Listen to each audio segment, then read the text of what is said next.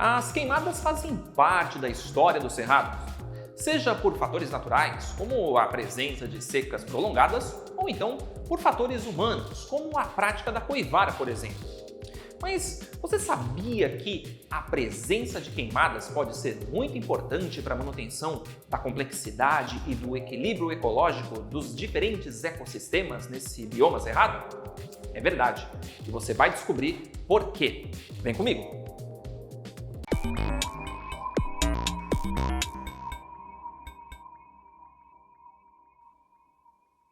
Hi boys, hi girls, Ryanes, Railsons, Raimundos e oi para vocês que não têm esses nomes. Eu espero que esteja tudo tranquilo, sossegado e que vocês estejam preparados e preparadas para essa questão da FUVEST que começa nos dizendo o seguinte, que uma forma de conservação do cerrado é a prática de queimadas controladas, que simulam o ciclo natural do fogo. Observe a imagem que retrata os efeitos visuais de uma queimada controlada em um trecho de cerrado da Estação Ecológica de Santa Bárbara, no interior do estado de São Paulo.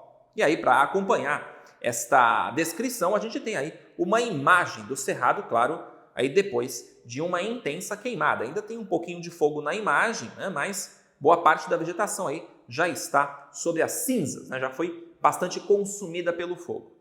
E aí, em seguida a essa imagem, lá a gente tem um texto que diz assim: nessa área foram conduzidos experimentos com queimadas controladas e os resultados sugerem que essa prática é benéfica para a flora, olha só, benéfica para a flora, cujas plantas rebrotam rapidamente depois da passagem do fogo.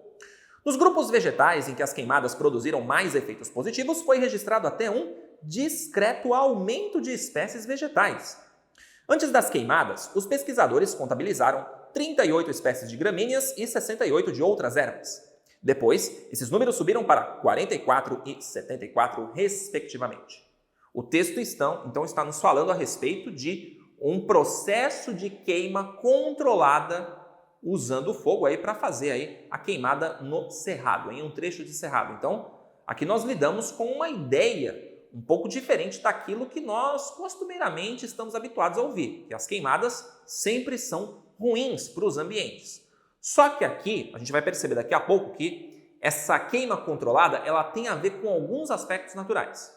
Mas antes disso, indo lá para o enunciado, diz assim: no bioma cerrado, de acordo com a informação do texto, a prática de queimadas controladas, alguma coisa, a gente ainda não sabe.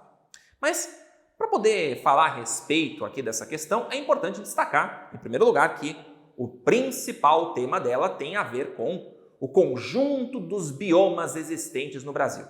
Só que aqui a gente está falando de um bioma específico.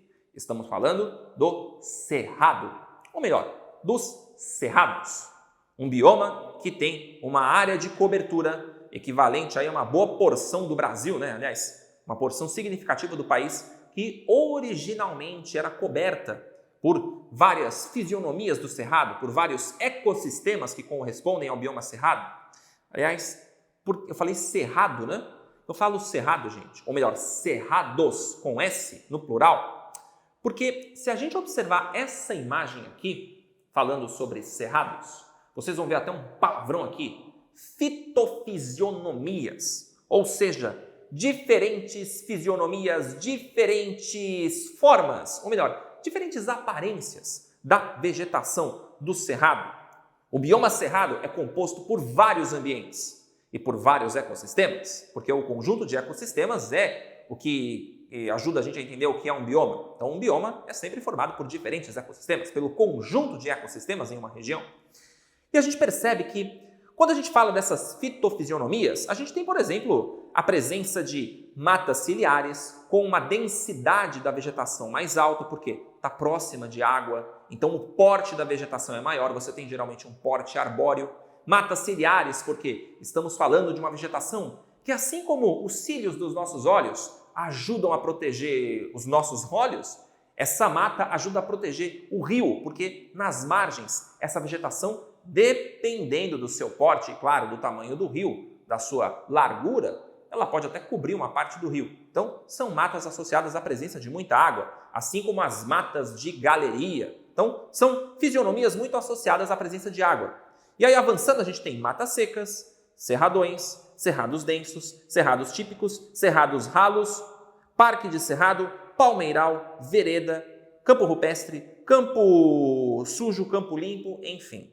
Vocês até devem ter visto que, conforme a gente vai falando de densidade da vegetação aqui, além dessa marcação mais avermelhada da cor, também uma marcação mais acinzentada, que fica parecendo um gráfico, né? Que basicamente mostra pra gente a espessura dos solos em cada região, né? Por exemplo, uma mata ciliar, você percebe solos até bem espessos, assim como em matas de galeria, quase não tem essa parte acinzentada do gráfico.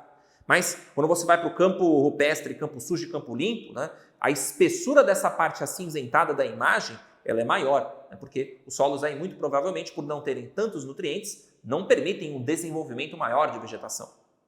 Enfim, e a partir disso a gente também percebe o seguinte, pessoal, que essa queima controlada do cerrado, ou melhor, de ecossistemas do bioma cerrado, ela acaba servindo para mostrar para a gente que, naturalmente, nos cerrados, a presença de queimadas, por fatores naturais, ela não é algo incomum. Especialmente nos períodos mais secos ou quando, por exemplo, há uma alta incidência de raios, de descargas elétricas, por exemplo, quando há a passagem de chuvas mais intensas, é possível que essas regiões apresentem descargas elétricas que acabem produzindo fagulhas e provocando queimadas. Assim como nas savanas africanas e também na Austrália, em biomas muito semelhantes, em ecossistemas semelhantes, melhor dizendo, nos cerrados também, ocasionalmente, fatores naturais, como um período seco mais longo, algum fator que contribua para a formação de faíscas, pode levar a queimadas naturais nos cerrados. Além disso, existem fatores humanos historicamente associados a essas queimas de caráter controlado. Por exemplo, a presença da coivara, que muitas nações indígenas, muitos povos indígenas praticavam e ainda praticam no Brasil. Só que numa extensão muito pequena, com a intenção de que, a partir do processo de queimada, essas cinzas se convertam em nutrientes em decomposição que podem fertilizar os solos para que cada uma dessas sociedades produza os seus alimentos, possam prosperar a partir da produção alimentícia. E depois, esse terreno acaba entrando numa espécie de pousio, de descanso, para depois, novamente, entrar num ciclo produtivo. Só que a coivara, diferentemente das queimadas contemporâneas praticadas pela agricultura predatória, essa coivara ela vai ser feita em uma extensão muito pequena, de maneira controlada, apenas para a subsistência dessas comunidades. As queimadas contemporâneas, como a gente tem observado no Brasil nas últimas décadas, elas são fruto de um processo predatório. Porque a agricultura, infelizmente, além do aspecto produtivo, de geração de riquezas, da agricultura praticada pelas pessoas que estão preocupadas realmente com a produção, existem as atividades de caráter predatório, praticadas por pessoas, por grupos que não estão muito preocupados com a preservação ou conservação dos recursos naturais, não estão muito preocupadas com as consequências de uma queima descontrolada, enfim. Mas, voltando aqui para o enunciado, a gente agora já tem elementos suficientes para responder a questão. No bioma cerrado, de acordo com a informação do texto, a prática de queimadas controladas, ela pode contribuir em outros fatores para aquilo que está na letra A. Contribui para a manutenção da biodiversidade local. Como eu disse para vocês, as queimas controladas fazem parte de processos naturais, aliás, as queimas de pequena extensão, porque elas contribuem para que, depois desse período de queima, a vegetação possa se regenerar, trazendo mais biodiversidade, trazendo nutrientes. Então, as queimadas fazem parte de um contexto histórico, né, da história natural dos cerrados, para que haja essa regeneração, essa recomposição de vegetação. E algumas sociedades humanas também aprenderam a fazer essas queimadas de caráter controlado para também conseguir fazer com que haja uma reposição dos nutrientes, para fazer com que o solo se torne novamente fértil, e em uma pequena porção de terra praticar agropecuária, e depois, é claro, esse ciclo vai aí se repetindo. Mas como eu disse, são queimas, assim como nesse experimento, nessa pesquisa, a gente está falando de um processo controlado. Não é algo que fuja do controle, porque quando foge do controle a gente já conhece algumas dessas consequências, inclusive poderíamos citar aqui resultados dessas práticas descontroladas de queimadas que acabam acometendo aí vastas porções do centro-oeste brasileiro. Uma das mais trágicas dos últimos tempos tem sido das áreas ali ligadas ao Pantanal, que nem estão dentro desse contexto aqui dos cerrados, mas que acabaram trazendo consequências bastante perversas, tá certo? Não podemos falar sobre a letra A, a letra B, aliás, que fala técnica de ponta para o plantio agrícola. Falei da coivar como uma técnica milenar, uma técnica passada aí há milhares de anos, né, de geração após geração para fazer uma queima controlada, né? Então não é uma técnica de ponta, porque ela pode também ter problemas, né, dependendo de como é feita. Não é a letra C que fala de técnica tradicional, que é agricultura itinerante. Não, isso tem a ver com a coivara, né? A agricultura itinerante é uma outra coisa ligada a você se deslocar de um lugar para outro, de uma região para outra, por exemplo, para fazer essa prática, não necessariamente em função do fogo, né, mas de outros fatores.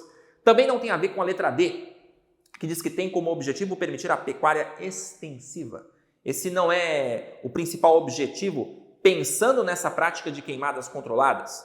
E nem a letra E, que fala de apresentar desvantagem em termos de ganho para a flora. Poxa, a gente falou de aumento da biodiversidade. Como vai ser uma coisa ligada aí a desvantagens de ganho, né? Então não faz sentido.